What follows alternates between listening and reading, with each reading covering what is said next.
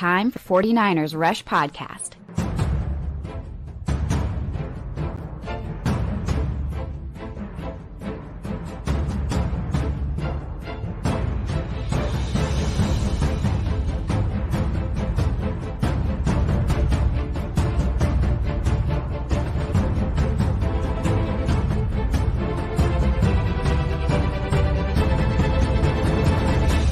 And here's your host, John Chapman. What is going on, faithful? Welcome to the 49ers Rush Podcast. It is great to be with you guys today, even though it is not a Victory Monday. Our first non-Victory Monday of the 2023 season stings a little bit, but there was some silver linings. Today's show is going to be a lot of fun. We're going to dive into grades in the 49ers loss to the Browns, offense, defense, some things that stood out statistically, analytically that I thought were interesting. Doing a deep dive into Kyle Shanahan play calling in the fourth quarter when it's only a one-score game. We're going to talk about that. Shout out to my man Yatsik. We've got Clayton behind the scenes. We're going to get to your questions and a little bit more therapy just with the whole idea. I'm not the biggest blame guy. I don't want to be the biggest blame guy. That's not really what I'm about or really what I care about. However, the poll question today is, who are you most frustrated with after the loss? And I can only do 4 options. I think probably 5, 6, or 7 options would have been best. The options I put up there: Purdy, Shanahan, Ayuk, injuries. Where is your frustration? Probably need a kicker category up there too with Jake Moody. We'll talk a little bit more about that. But I love all the hashtag CCs coming out swinging, doing your thing. What's up, guys? Appreciate all of you guys being in here. The Countdown crew doing everything you can. It's about building the community. That's what it's about. Now, with the frustration, and I think the teams lose, and I've been saying nonstop, Niners going to lose a game. They're not going to go 17-0 and win the Super Bowl. That just does not exist in today's world. It's not what happens in the NFL any longer. That does not happen. There's 32 teams. There's way too much parity, and playing on the road in bad weather and injuries. And sometimes, I keep saying this, sometimes the ball doesn't bounce your way. It's just the way it goes. Or sometimes the ref don't throw the flags your way, which they were terrible too. I probably should have put the refs up there. That one probably would have got the most votes. And we'll talk a little bit about that.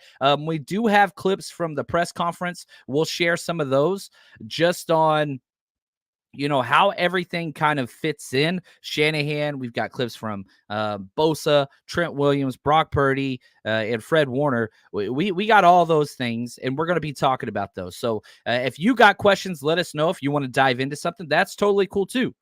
Now, let me just say this, because I keep seeing people talk about the defense, and we always start offense. We always do. I want to talk about the defense. Not to put blame on them, because I don't think that that's the case. I'm going to start with this clip from Kyle Shanahan because I think it is key to understanding where we are. The defense is the only reason why the 49ers even had an opportunity to win the game. No, they're the reason we had a chance. I mean, getting that turnover at the end with Demo, helping us win the turnover battle. They're the reasons that we were in it at the end and had a chance to win. But I also still think that they can do better than that too, giving up over 300 yards to there and not finishing it there at the end. But they were the side of the ball that gave us a chance today. 49ers lost 2 out of 3 phases of the game. Special teams you lost. You had 2 missed field goals. You make either one of those, you win the game. Punt team was awesome, but the Gunners, 2 penalties, just not good. And so you can't miss 2 kicks. You lost special teams. Offense, you lost big time. You just lost that one. Literally 200 total yards, just past that. You went, I think it was 5 straight possessions without a first down. You lost that. You lost it. No doubt about that. And you can talk about the rain, you talk about injuries, whatever. I don't care. Defensively did their job. You were up. You had 2 forced turnovers to their 1. You did everything that you needed to do. Doesn't mean the defense was flawless, because it wasn't. Defense had some issues as well. That's there. David Lombardi just put this out there. Missed tackles by game. Okay. Week 1, 7. Week 2, 8. Week 3, 3 missed tackles. Week 4, 4 missed tackles. Last week against Dallas, 2 missed tackles. This week against Cleveland, 18. 18 missed tackles. That's huge. And it's a lot of guys. Hufanga, I'm sorry, wrong one. Demo had 3 missed tackles. He's one of the best tackling corners in the NFL. That's huge. Fred Warner had 2. Oliver 1. Burks 1. DFF 1. Cleveland Farrell 1. Gibson 1. That Gibson missed tackle was huge late in the game. Like, that's huge. That is just absolutely huge. Now, Dre Greenlaw not being out there changed the game. It changed the tone. It changed everything. You're getting him back. So if you're one of those guys that's like, man, the defense played bad, I don't think it did. It's hard being a defense when the team offensively is just continuing to turn the ball over or not do anything with it. 3 plays, you're back out there. 3 plays, you're back out there. 3 plays, you're back out there. When you get a turnover like Fred Warner did, and you return it to the 26-yard line, and the offense loses yards on the drive and gets 0 points, that is demoralizing. It just sucks the wind out of your sails. But the 49ers defense did not crack at that point. They stayed true. Yeah, they gave up a couple drives. And was it their best game? No, it wasn't. If we look at the individual effort, as far as just player grades go, Fred Warner, 81.1, number 1 graded player defensively. DFF got 19 snaps. He was second. Cleveland Farrell, who I said in the postgame show, definitely flashed for the first time. 74.1. Demo, 73.1. Nick Bosa. That's your top 5. Worst rated player, Oren Burks. I'm Team Oren Burks. I was hoping he would elevate his play as he stepped up and got, he played all 76 snaps of the defense. There's 76 total snaps. He played all 76. He got a 41.9 grade. He made some positive plays for sure, but the difference between having 5'7" out there and going to Oren Burks changed the game defensively. It changed the entire game plan. We lost our enforcer. We lost the best tackling linebacker in football. And it showed. It showed. Greenlaw is essential. Thank you, Sin. Thank you, Sin. That changes things. So I'm not concerned defensively. And, if we want to talk, Randy Gregory finished 8th. He got 26 snaps, 3 pressures, 1 sack, 2 quarterback hits, 3 solo stops, and 26 snaps. That's incredible. Drake Jackson got 22 snaps, 2 pressures, 1 tackle. That's where the snaps need to go. Drake Jackson was the second lowest rated player for either team, by the way. Terrible. He was terrible. He has been terrible for 5 consecutive weeks. Drake Jackson's had 1 good game. That was week 1. He's been terrible since. I would like Drake Jackson to go down to about 10 snaps a game and give all those extra snaps to Randy Gregory moving forward. I think you still stick with Cleveland Farrell starting opposite Bosa for now. And then it's Drake Jackson back burner until he figures something out, because he hasn't figured it out. And the film is showing the same damn thing. I started the film breakdown this morning. Excuse me. For all the 49ersrush.com people and Patreon subscribers, you guys going to have the very first breakdown loaded as soon as this game's over. It's loading on YouTube now. Once it's up there, once the show ends, I'll get that out there to you guys. And you can kind of see it for yourself. But yeah, 95 ain't it, guys. I don't know how many trends. That dude's not it. It's not. I hope that he changes. He's not there. He's just not there. And so anyway, that's defensively. I do believe they did everything that they needed to do to kind of get to where they needed to go. And, I'll say this too. Let's go to the captain, Fred Warner. He talked to the team after the game. He gave the locker room speech, and here's what he had to say to the team. I said a lot in there. The main thing is that, I think they earned it and we didn't this game. That's what it came down to. I would never put it on Moody at the end there to say, it's great that we had an opportunity to win that, in that fashion, but we didn't earn it. They earned it today. I said that win or loss, I felt like we needed this game. We knew what type of game it was going to be. In order for us to be the team that we want to be moving forward, we need to get battle tested. That's exactly what today was. We learned from it, watch the tape, look at it hard internally, and be better from it. That's you. That's the best player. He had the best game of any 49ers player. Like, he was the best. I don't think anybody argues with that. And so whenever you get the guy that played the best of the entire game, and I'd probably say of either side of the ball, he put up another Defensive Player of the Year performance. He was awesome. He was incredible. To come out there and say, you know what? We didn't play our best today. And I think that affects the way the locker room will respond, right? So, like, if you have your studs out there like Micah Parsons, right? You look at how they're so diametrically opposed. What did Micah Parsons say after they got blown out? Well, I did my job. I'm supposed to set the edge. They're really not that better than us, right? After they got blown out. Now you've got Fred Warner. He's out there saying, we got to get better. We got to get better. Now, listen to Bosa, again, echoing the culture that is the 49ers. It's not the sky is falling. It's not woe is me. It's none of those things. It's looking at it in a manner in which you can improve your team. Listen to Bosa. I think it's a learning experience for us. We had a good idea that it was going to be that type of game, just scrappy till the end.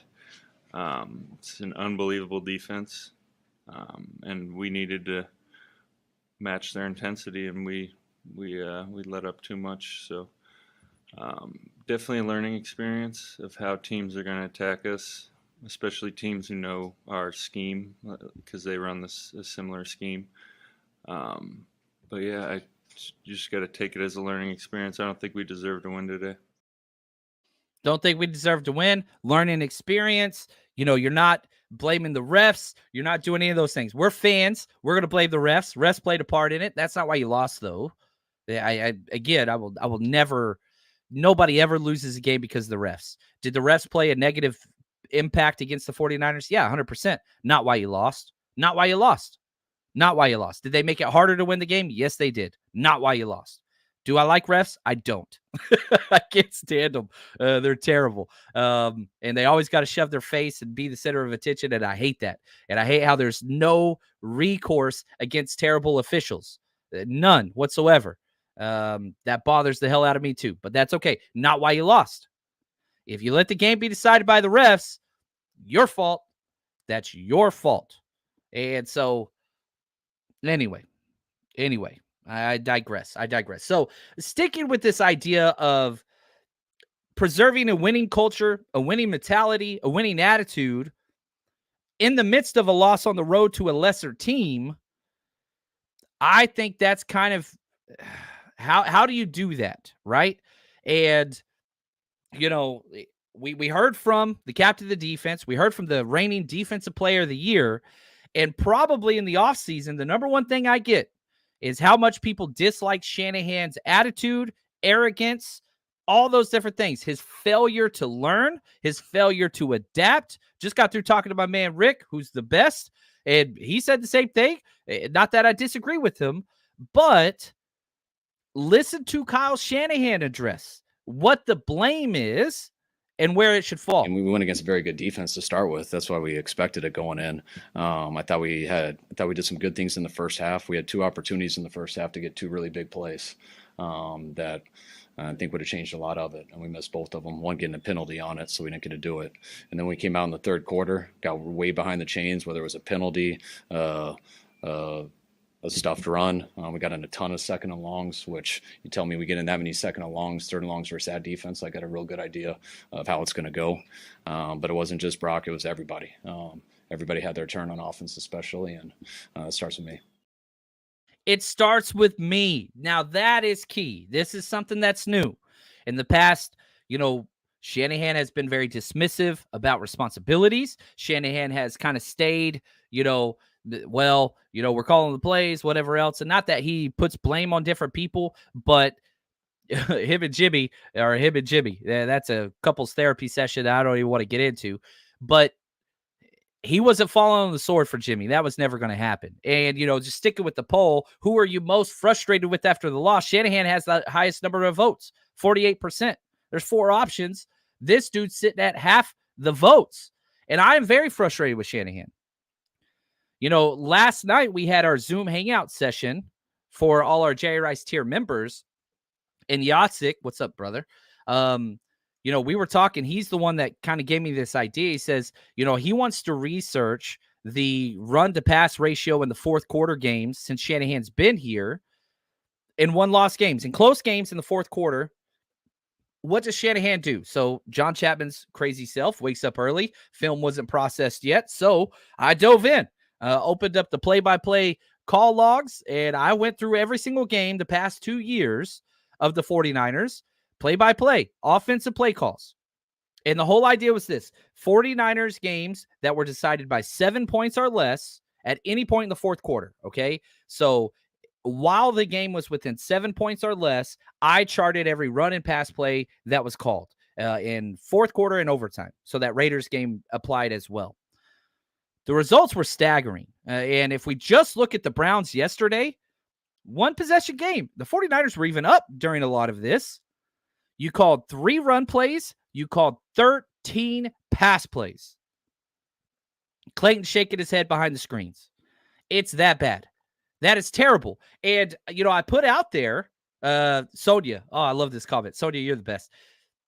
Kyle passed the ball when we needed to control the clock better. Yes, that's terrible. And not trying to get extra play and before the field goal ultimately led to us losing. Yes, never be satisfied with a 3-point shot, right? Don't do that. Don't be satisfied. You don't need a 3 to win. You need a 2 to win. Get it closer. Scoot up. You got a timeout in your pocket. Anyway, the idea is this. And, you know, Shanahan was awesome, but he is awesome. I still want to be our coach. I'm not trying to say Shanahan should be fired. And yeah, I've gotten those emails and DMs today, and that's crazy to me. You have the best record in the NFL. Calm down. Like, put things into perspective, and that's what we're trying to do here. Was Shanahan awesome yesterday? He was not. He was terrible. He was terrible whenever it mattered. And we've seen this. When it's a 1-score game, he gets so pass happy, even when the passes or the quarterback is being ineffective, right? We saw it in the Super Bowl. We saw it in the 28-3 comeback with the Falcons. We've seen it over and over and over again. When Shanahan panics in close games in the fourth quarter, he just goes pass happy, which is not his staple. It's not his staple. 3 run plays in the fourth quarter, 13 pass plays. That is just unacceptable. Now, all right, let's step back. Instead of just looking at this game, let's look at all the games of 2023, okay? Now, there's only been 2 games this year that have been within 1 possession in the fourth quarter. It was this and the Rams game, the start of the Rams game. And yeah, I mean, for that game, we were ahead by 7 points pretty much the entire time, 4 points and 7 points. Then once we got over 7, I quit counting. 6 run plays, 5 pass plays. So that one's the balance, and you got the win. Now, here, and so I charted all these games. I think it was like 12 games that were like this the past 2 years, and it spans over 3 quarterbacks. You know, you got the Bears game, the Bears game last year with Trey Lance, charted that one. The Jimmy G games, charted those. The Purdy games, charted those. In games the 49ers lost the past 2 years that were within 1 possession in the fourth quarter or overtime, listen to this. Pass plays, 22. These are the games we lost. The Bears last year, Broncos this year, Browns this year, right? Bears, Broncos last year, and then Browns last year. All Bs. It's confusing the hell out of me. All BRs, whatever. You threw the ball 22 times. You ran the ball 4 times. That's it.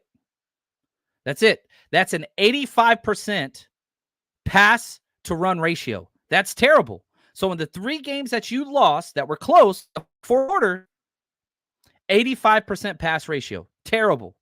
In the same games that you won, that were 1 score within 1 score in the fourth quarter overtime, 43 pass attempts, 38 rush attempts. That's a 52% pass ratio. Balanced. Now, obviously statistics, you can manipulate them. You can say, well, we were probably ahead in some of those, whatever else. We were ahead in this game. And what do we do? Pass, pass, pass. So, like, I really do think that Shanahan's got an issue. I do. Whenever the going gets tough, he just abandons the running game. And people were saying, oh, well, they stopped the running game. Bullshit. No, they didn't. We averaged, and again, I want to make sure I'm 100% correct here, because this is a misnomer. I don't understand where this is coming from. People thinking they stopped the running game. We had 25 rushes for 108 yards. We averaged 4.3 yards per carry. That's not stopping the run game. 4.3 yards per carry? And people are like, well, CMC was out. Okay, cool. Jordan Mason averaged 5.4 yards per carry. That dude was red hot. Red hot. And we just didn't use him. Didn't use him. And so now, should you run the ball up the middle like you were with Elijah Mitchell and he had those 2 carries and was done? No, don't do that. Running the ball outside, man, we ran 4 jet sweeps. The fewest amount of yards that any jet sweep got was 6 yards. That's the fewest. Running outside the tackles was working. They were selling out to stop the inside run. So what do? Why don't you run it where they're not selling out, outside the tackles? Guess where you scored the touchdown with Jordan Mason? Yes, outside the tackles. Guess where CMC scored his touchdown? I understand that it was a screen play, but it's an elongated run play. That's just what it was, outside the tackles. Go where they're not. Quit running it where they are, where they're blitzing.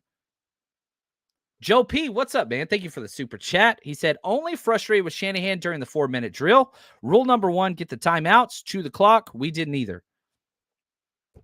Yeah, 3 straight plays. We took off, I think it was 27 seconds. I was furious. Here we go. Horrible clock management at the end of the game. I'm looking at my notes during the game now. 3 straight plays that all stopped the clock, 25 seconds off the clock the entire drive. Should have never got the ball back. 1 first down would have won the game. 3 consecutive plays that all stopped the clock.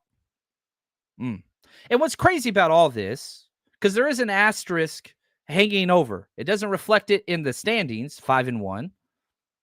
We had a chance to win the game. Even with the terrible play calling, clock management, all that stuff down late, still had a chance to win the game. And it would be wrong of me not to give credit when we were behind late. Brock Purdy throwing the ball, got all the way down the field to, kick a field goal. That was awesome. But even in that instance, everybody's still upset because why? You get downfield, 3rd and 2. Okay, Brock Purdy to Juwan Jennings for 9 yards. Okay, 45 seconds left. 1st and 10 at the Cleveland 26-yard line. There's 45 seconds left in the game. Jordan Mason, right guard, 3 yards. 45 seconds. We still got a timeout. We don't run another play. We spike the ball at the 23, and then we call a timeout with 9 seconds. And then we miss a 41-yard field goal. 45 seconds. You ran the ball for 3 yards, right up the middle, where they knew the ball was going. Didn't matter. And then you just watch the clock burn. And I think that's what's rough about it. Because, you've got time to get up there and just run the same play again. All you do is just call reload. You run the same damn play. They were exhausted. They were running up and down the field. Yeah, you missed a chance there. You could have run 3 run plays. And I understand the argument. Well, we wanted to make sure on 3rd down, whatever else, we could, if it was a bad snap, we could just hold it and then call a timeout. When have you ever seen that happen? I understand the coach speak, and we practiced that drill. My first coordinator position was special teams coordinator, then DC, then HC. But we would always practice that. You read coaching books and go to clinics, and you're like, oh, if you get this chance, this is what you do. I've never seen it work. Have you ever seen somebody have a bad snap and then fall on it and then call a timeout and then re-kick it and win the game? Like, this situation that is this hypothetical that exists in coaches' heads does not happen in real life. But you know what does happen in real life? Missed 41-yard field goals. A 38-yard field goal is basically an extra point. Make it simple. Put it in the middle. I think it was in the middle of the field. I don't know. But I mean, you could have just made it easier. And right here, Sin, clearly they relied on the kicker, which they had every expectation to do. Yeah. Let's talk Moody, positives and negatives. And, I didn't put this in the poll. I probably should have. But, how many people, I'm not blaming Moody for this. Was he bad? Yeah, he was real bad. The first kick, not really on him. That's, again, the offense. That was terrible. Back-to-back negative plays. You were on the 26th after the Fred Warner interception, and you get nothing. Back-to-back negative plays. And then, that one pisses me off more than anything. And so you missed it. You missed the field goal, 54 yards, not on him. The 41-yard field goal's on him. And I don't know if you guys saw the locker room interview. I think it was Tracy Sandler, who does a good job. Man, he was tore up. Now, I put out there, this does not make me feel more confident in a rookie kicker. And perhaps, some people were upset by what I said. That's okay. I don't mind upsetting people. That's not the goal. And somebody said something about like Bosa was crying after the Super Bowl. You weren't upset. Like, it's different. Yeah, I get emotionally charged with games whenever I coached and whenever I played. That's just the way that it goes. But as a kicker, you got to be a little different. A kicker that handles pressure, it has shown, missed several somewhat pressure situations in the preseason whenever he was free. Whenever they froze him, they called timeout beforehand. They do the same thing here. They called the timeout. Or we froze ourselves, I guess, because we are the ones that called the timeout to stop the clock. Pressure is a big deal to him. I understand his family was there. I understand he missed the game-winning kick, and I want him to be broken up about it. I don't want him to be all Jimmy G, smiles, and doesn't give a damn if his team wins or loses. I don't like that. But kickers got to have goldfish mentality. Yeah, kickers, you wipe it clean and you move on. This dude looked like he was crying about it, an hour after the game was over. Now, maybe that's just the way he processes things, but I'm saying from a head coach, hey, kicker, you got to let that shit go. You cannot hold on to that. That is going to carry over to your next pressure situation and just adds to the pressure. You see what I'm saying? Like, that worried me. Which, again, kickers are a whole different breed of humans. And I don't mean this in a negative way. It's mental. It's all mental. It's a golf swing. It's mental, right? That's the difference. It's not reactionary. It's all upstairs. Jake Moody has all the talent in the world. His only issue, brain bucket head, right? And so the over-emotional part to it scares me. I'm just being honest. Doesn't mean he's not going to be great. I hope he is great. Did I like the Jake Moody pick? I hated it more than anybody else in the world. I thought it was stupid, and I still think it's stupid, but it doesn't matter. He's on the team, and I want him to be awesome. And he has been awesome up until the first time he had pressure. And the first time he had pressure, laid an egg. That's just what it is. DJ Super, what's up, man? He says, Moody had all his family there talk about pressure. Yeah, it's huge.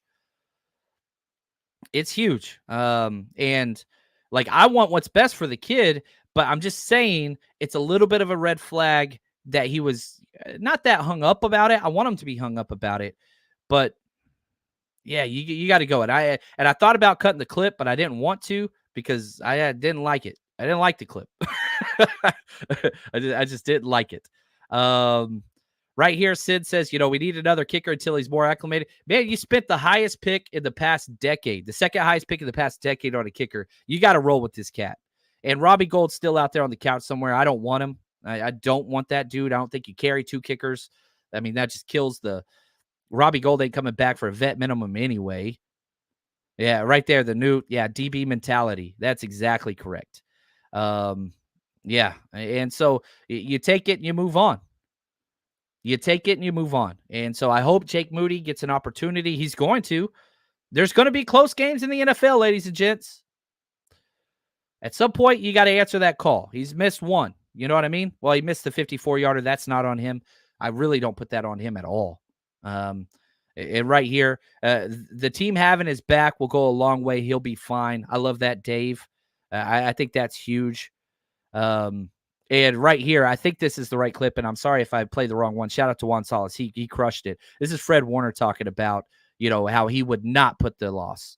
Absolutely. I mean, he's a young player, man. He's a rookie, and he's going to have so many other opportunities to help us win games. And so, like I said, I would never put that on him to say that, you know, that we lost this game because of him. I always look to myself first to see what I could have did better. And defensively as a group, when we give up over 300 yards offense, like I said, that's hard to win in this league. There you go, man. Don't put it on him. The team's not. I love what you said, David. Sean, totally disagree, John. Kicker misses are not okay. Do it again when we need it, and that's 2 losses because of kickers. You cut that out ASAP. Yeah, I mean, kickers suck. And you can go back to, you know, Robbie Gould. I saw this put up. He missed a 47-yard field goal last year that cost us a game early. I forget which game it was. I could go back and research it, but like, kickers suck, man. I hate that games are so pivotal to, you know, how this goes. That's the way the NFL is. Now, if we look at, again, I'm kind of doing this on the fly here. The highest percentage kicker, where's he at right now? Jake Moody is 21st after missing 2. He has an 83.3% kick rate. He's 21st in the NFL. You have 6 kickers. Well, he hasn't even played in that many games, so I want to make sure. Yeah, you got 6 kickers that haven't missed a kick yet. We don't have a top 6 kicker. I don't think anybody's going to say that. But, yeah, he's 22nd. That's not good. That is not good. 41 yards is a chip shot for an NFL kicker. I agree. 37 would have been better, though. 37 would have been better. And we missed that opportunity to give that to him. Would he have made it? I don't know. But, yeah, I mean, he's sitting there, you know, 83%. Okay, here we go. Let's go previous season. Let's play this game. We want to play this game. Where was Robbie Gould last year? Robbie Gould was 84.4% on the year, the 20th best kicker. Robbie Gould wanted $5 million and not do kickoffs. So we are, what is that, 1% lower? Yeah, 84% to 83%. They're the same damn guy. Would Robbie Gould have made that? Yes. Would Robbie Gould have made the 54-yarder? Hell no. They wouldn't even have attempted it. Probably would have been better off if they didn't. And so, yeah, I don't know, man. That's should have been made. Should have been made. You move forward. We'll see. But the pressure just jumped up for Jake Moody. Moving forward, next time the game's close, everybody's just going to be like, all right, including him. We'll see what happens. We'll see what happens there. Now, let's go to the positive. Let's look at the top 5 players offensively. But before we do that, let's talk about a couple things going on this week. You're coming out to Minnesota. Monday Night Football game, prime time. The 49ers get all eyes on them, and it couldn't happen at a better time. Way to rebound from a loss in a dome. Can't rain. Come party with us. Sunday, 2 to 5 p.m., we're going to be downtown Minneapolis at the Union Rooftop, which is awesome, man. That venue is pretty freaking sweet. It's 1 block from Tom's, where the 49ers are having their official 49ers party invasion. They end at 2. You just walk down the block. You come hang out with us, giving away so much stuff. We've got our tailgate set up in the purple lot, which is going to be a blast. Unlimited drinks, food, liquor, giveaways, trivia, DJ, all that stuff. We're going to be over in the purple lot. Come say what's up. Get your tickets at the 49ersrushroadtrip.com. Tickets are the lowest they're going to be right now. So if you're planning on coming out, just telling you, go check it out. If you can't make it to this game, that's okay. We got a lot more parties. There's 5 parties down. We still got 7 to go. We got Bengals, Jags. Jags is going to be awesome. Frank Gore coming out. Bucks home game. Thursday night football on Thanksgiving. We're doing a turkey. Awesome time. We're going to have a great time out in Seattle. Then back home for Seattle, the Arizona game and the Rams game. So lots more opportunities. 5 down, 7 trips to go, which I'm pretty pumped about that. 49ers Rush Road Trip. Go check it out. Go check it out. All right. LG, I like that comment. Appreciate that, man. Let's talk best offensive grades. This is from PFF, of course. Number 1 player, nobody would have guessed this. Only got 5 snaps, though. Charlie Warner played very well, 73.3. And this is a testament to how how consistently bad the 49ers were, mostly in the second half at offense. 73.3 was the highest graded player. That's not good.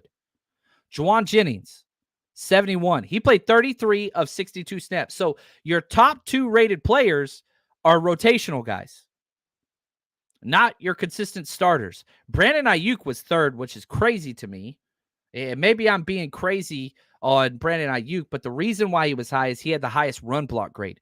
Brandon Ayuk was out there fighting run blocking. 3 drops was huge. Only 2 drops registered because one of them was an offsides call by, I think it was Myles Garrett, and then he dropped it. So he only got credited with 2 drops, was really 3, because that would have been a 15-yard gain plus instead of a 5-yard gain. But I digress. If I'm voting on this poll, Ayuk only has 9%. I'm putting Ayuk 1. I know I got problems. You guys know I have problems. I'm putting Ayuk 1. I'm most frustrated with him. And yeah, it's what it is. But he was 3rd highest rated. Jordan Mason, really wish the 49ers would have trusted him more. He only got 15 snaps. Gosh, he was so good. Christian McCaffrey was 5th. Juszczyk 6th. Kittle 7th. McKivitz, highest rated offensive lineman. McKivitz played rather well whenever you look at pass blocking and all those things. Lowest rated players. Brock Purdy dead last. Not shocked there. Brock Purdy was bad this game. Aaron Banks. Now, hold on. Brock Purdy was bad this game. I just finished the full first half breakdown. Brock Purdy was awesome for a quarter and a half. He was awesome. He missed that one throw to CMC. That was the only play that I was like, oh, that's a negative play. That was it. One play. The first quarter and a half, Brock Purdy was Brock Purdy. No issues. Pressure in his face, dumping it down, throwing it to money spots. Awesome. He was great. Rain started. Brock went bad. And, you know, you hit that pass to Ayuk that he dropped off his hands early on. Golly, that's a different game. You're up 14-0. You hit that CMC pass, that's on Brock's fault. You're up 14-0. But then after that, Brock got bad. He got really bad for a quarter and a half plus, maybe 2 full quarters. Yeah, I'd say 2 full quarters until that last drive. Whenever he gave his chance. And that's the thing. I keep going back to this. Brock Purdy was bad. Really bad. But in the highest pressure situation he's ever been in his career, he did everything that was necessary to give his team a chance to win on the road, in the rain, after being dirty. He gave him a chance. Thank you, Sin. Brock at least got us into field goal position. Yes, he did. And so did Ayuk, who I'm still pissed off at about. But I hold Ayuk to a higher standard. Does that make sense? Like, Ayuk's a seasoned vet going for a second contract. Purdy's played 15 games. I don't know how many games it actually is, but it's like 15 or 16. Like, Ayuk has been through the doghouse. He's been through the bumps and bruises. Ayuk is up here for me. Like, he's literally one of my favorite players in the NFL. I love that man. Brock, I love Brock. This is the first time we saw him. He's kind of in the same situation as Moody in this game. But he delivered at the end. Consistently bad, though. That second, the end of the second, third quarter, start of the fourth quarter, about as bad quarterback play as you could have. Only turned the ball over once, which is, I guess, the saving grace.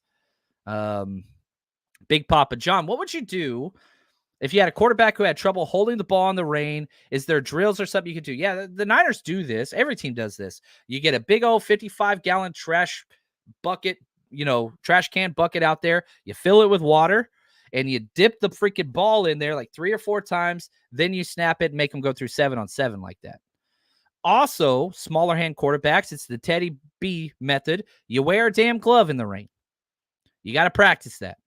You don't do that for the first time. But, and my thing about Brock Purdy is he's played at Iowa State. It rains all the time there.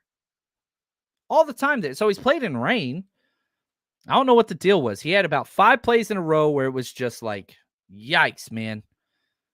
Bad, couldn't hold on to the ball. So at next week, guess what? You're in a dome, no rain, you're safe. Then you're back home for, a home game against the Bengals. Not too concerned about rain there. Then you've got a bye week. So if I'm Shanahan and this offensive staff, I'm going to hold off to work on that stuff probably until afterwards, because you're traveling back-to-back weeks on the road. That sucks. It's a Monday Night Football game. Then you have a short week to go home against Cincinnati, and they're coming off a bye. Schedule makers don't ever do 49ers favors. Part of that's just being on the coast. But Browns had an extra 7 days before they played us. The Cincinnati Bengals going to have an extra 8 days because we play on Monday night. Bullshit, man. So this is something I would work the bye week. I would literally just spend a whole day because you're going to play in the rain again. You know, we look at, let me pull up the schedule. You know, obviously Santa Clara is going to get some rain a little bit at some point, but you're playing at Jacksonville right after the bye. Rain's there all the damn time. At Seattle, rain's there all the damn time. Philly, rain's there all the damn time. Arizona, that's a dome. At Washington, rain's there all the damn time. You got all these East Coast games. You're going to play another game in the rain. Playoffs, you get home field advantage. You kind of control that a little bit. But yeah, look at Newt. Teddy Two Gloves. That's what I'm talking about. Yeah, sometimes you do that. That's so funny to me. Teddy Two Gloves. That's so good. Yeah, it's weird seeing quarterbacks throw with gloves, but it's what it is. What's up, Rick, the man? He said, listen, we all wanted to know if Brock Purdy had it when the going got tough. He did. He marched them down to win the game, and unfortunately, Moody missed. Chalk this up to Jim Schwartz is Shanahan boogeyman. Yeah, and maybe Shanahan could have stayed in the bag without the injuries, but he didn't. Jordan Mason. Here's the thing that I really need Kyle Shanahan to freaking realize. You can trust Jordan Mason. You don't have to change things. Is Jordan Mason CMC? No. Is he Debo? No. He's a damn star in the making. Use Jordan freaking Mason. He had over 5 yards per carry. Why? Why go away from him? He's the closer. That's what everybody on the team calls him. Let him close. Right? Where's my Alec Baldwin speech? You know what second place gets? Freaking steak knives. You know what third place gets? You're fired. ABC. Always be closing. Let Jordan Mason do his damn job. Why? Why are you terrified of using this man who has never showed bad tape in his short career? Trust this man. Urgh. Jordan Mason. I need like one of those buttons. You know, where's Wayne at when you need him? We'll record tomorrow, where I just hit the button and it just says, trust Jordan Mason. And I hit that damn button nonstop. Trust Jordan Mason. He's that damn good. That's right. Coffee's for closers. That's right, baby. Heck, I love that. Shout out to Brian. I want to say, man, hopefully the interview went well, my friend. Ed, heck, John, let him start right after McCaffrey. Yes. Elijah Mitchell ain't back ready. Elijah Mitchell's great. Coming off the injury, wasn't ready. That's difficult to ask. Not practicing for 3 weeks. One practice on a Friday only, and then being put out there. That wasn't fair to him. That was not fair to him. I didn't like that at all. TDP should have been out there. He would have been much better. What did he have? He had 2 carries for -3 yards. Not good. I mean, he had 7 snaps. Was bad across the board.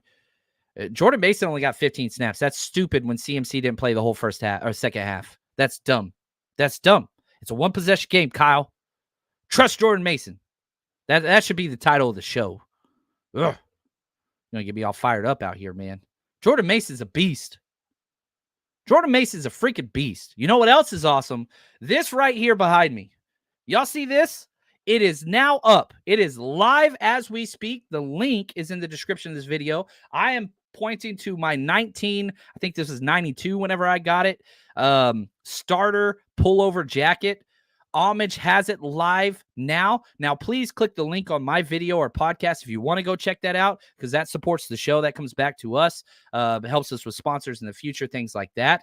So if you want to go get it, just became live this morning. All sizes are available. Yes, they will be available in the team stores and things like that after the fact, because they have a partnership with Homage. They mark it up about $75. And so the last time I told you about the jacket, the gold ones, the satin ones that sold out, if you didn't get those, I went to the team store last week shooting the video with Wayne Breezy. They marked that shiz up big time. So if you want it at the lowest possible price, that's right now. So if you want a Christmas present, you want something along those lines, head over there. Right now, the link is in the description of this podcast video. I wear this thing to game. I get the most comments in the world. It's what it is right there. Sid, we need a Trust Jordan Mason thumbnail. Yes, we do. I wish I would have made that. I didn't know I was going to go on a rant. That's usually the problem. I don't know when I'm going to get triggered and go crazy, but that's okay. So go get your jacket, 49ers starter jacket. It's incredible. I freaking love that thing. I wear it even when it's hot just because I feel cool. And, you know, the nostalgia in John Chapman kind of leaks out. Now, if you want to bet with us, which, man, we were on course to having the highest payday we ever had till the CFC injury happened, but we still didn't have a bad week. If you want to bet with us this year, there's only one place to do it. When your money's on the line, choose a trusted sportsbook that gives you tools to win, like MyBookie. And MyBookie doesn't matter if your team's up or down. You can easily cash out or bet the game live to come out on the winning side. Use MyBookie for daily odds boost, same game parlays, I like teasers, and take advantage of the huge prize pool contest. Plus, MyBookie currently has a no strings attached cash bonus that lets you deposit, withdraw quick. Carries a one-time rollover. Can't find that anywhere else. Just use promo code 49ers, 49ERS, or scan the QR code on this video right next to my face here to claim your own cash deposit bonus now. That's promo code 49ers. So try my money bag. You basically roll the dice and it picks a team and gives you extraordinary odds on who's going to win the Super Bowl. Lots of fun options there. So bet anything, anytime, anywhere. And I do mean anywhere. Wherever you are, you can bet with MyBookie. Just make sure you use the promo code 49ERS and let's go. Let's make some money together. All right. Now let's get to a couple of questions and comments that are out there, because I want to always allow you guys to have a say-so in where this show goes. That's so important to me. So Clayton, let's pull up a couple questions, comments. Let's get to these. Johan, what's up, man? That is the second. He's got the AVI of Kent from what's it called? Ted Lasso, the second Ted Lasso reference. I love it. Oh, put that back up. I'm sorry if I clicked it down. I wanted to read that one. The Irish faithful are in the house. Man, it was cool. I had the opportunity to do a live stream for FanFest and Sky Sports before the game. The UK had a watch party. They did it in London, which they sold out. I think it was a 300-person capacity. Sourdough Sam, Nick Clark, Joe Staley were all there. That was really, really cool. They kind of made appearances in there, and we were able to kind of support the faithful from afar. I know that's not Ireland, but I just love so much of this fan base. We don't know how lucky it is to watch sports on the West Coast. I've lived, in Atlanta, and I've lived in Texas, and I've lived a couple other places. Do you know how awesome it is to watch sports at 10 a.m. in the morning? It's incredible. I talked to a buddy in our Zoom hangout last night from Australia, and that game, I think, started at like 1 a.m., right? Like, that's a whole nother thing. So, Johan, I just want to say thank you. Appreciate all that you do, your commitment to the team and this fan base and community. Freaking salute you guys. You are incredible. Obi Tyrone. Love that one. Shanahan should have had an alternate game plan considering our injury history, and why keep running the ball up the middle. Running the ball up the middle with Jordan Mason was working. His shortest gain was 3 yards. That's it. Running the ball up the middle with Elijah Mitchell never worked. Running the ball up with CMC right before he got hurt stopped working as well. So, yes, I'm with you. Probably shouldn't have been running the ball up the middle as consistently as you were trying to, but outside the tackles was working, and Jordan Mason running anywhere was working. So if you do it with the right personnel, that's okay. You were doing it with the wrong person. Elijah Mitchell was not ready to come back. That's on the coaching staff. TDP has looked good. I'm with you. I think I don't know where this idea that the running game wasn't working came from. I think maybe in the middle of the third quarter, perhaps. But when you have a lead in the fourth quarter and you've got Jordan freaking Mason, you run the damn ball. You run it. You don't do 3 straight pass attempts. That's stupid. All right. We got that one out of my system. Nick Castaneda. Appreciate the super chat. He says, I'm more disappointed in Shanahan's play calling with all the experience he has in these types of games than Brock. Yeah. Your quarterback's struggling. He's not gripping the ball well. What do? 3 run plays in the fourth quarter, 13 pass plays. Make it make sense. It does not. When we kind of hashed that one earlier, doesn't work. And now it doesn't work. It kind of did. You made a closer game than you needed to, and you made a game that relied on a rookie kicker when you didn't need to. You made a game where the refs had an impact of the game and they didn't need to. But that's the thing. You keep stacking all of these contingencies and all these things that usually are not a factor, and you let a team hanging around, alligator blood, right? Like, what's up, Rounders? Somebody got that one, hopefully. Guess what? Sometimes it's going to get you, and it got you. You got. That's right. I went straight from a Rounders reference to a Wire reference. Man, movie quotes on point today. I'm just going to pat myself on the back. I did all right on that one. And so, yeah, we'll see what that is. Adam, the lack of Kittle use was incredibly frustrating to see, especially after CMC and Debo went out. What's the narrative we always say? Oh, there's so many superstars. Pick how you guard them all. You lose 2 and you ignore the third. Left 1 superstar, Brandon Ayuk, 3 drops. I don't know why Kittle wasn't used. I know that he was blocking a lot. So George Kittle played 61 plays. You know what's crazy? George Kittle only pass blocked 1 play. 1 play. 1 play he pass blocked. 35 pass plays he was on routes. You threw it to him twice? Now, in the goal line, and I just finished the first half, whenever we got stalled and made the field goal kick when we were real close to scoring a touchdown, George Kittle was the only double team player on the field. He was running like a post over route, and they were double teaming him.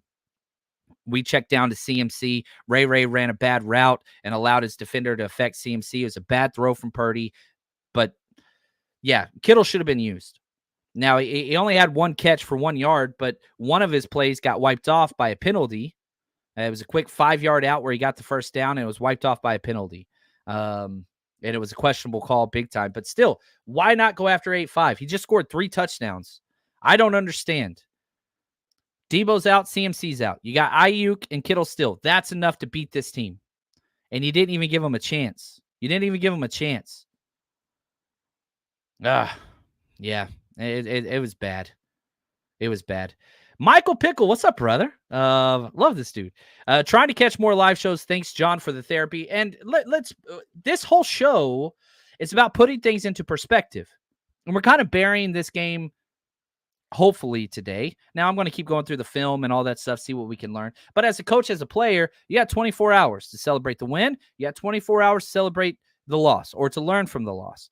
Like, I've never been one of those, oh, we're just going to burn this tape. There's nothing we can learn from this. That's idiotic. That's ego. That's, you're trying to protect your players. I don't buy that.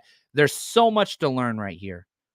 This is an Encyclopedia Britannica on the things that you can figure out so that you can fix them, right? And that's what it is moving forward. We just went through all this negative, and there's a lot.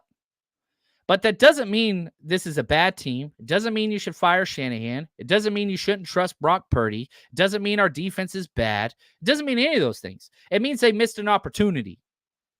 And here, we'll go to Brock Purdy himself. Let's see at number 13. Obviously, we know what our expectations are and what our standards are here. And so to come out and lose any game, it's always going to hurt and sting.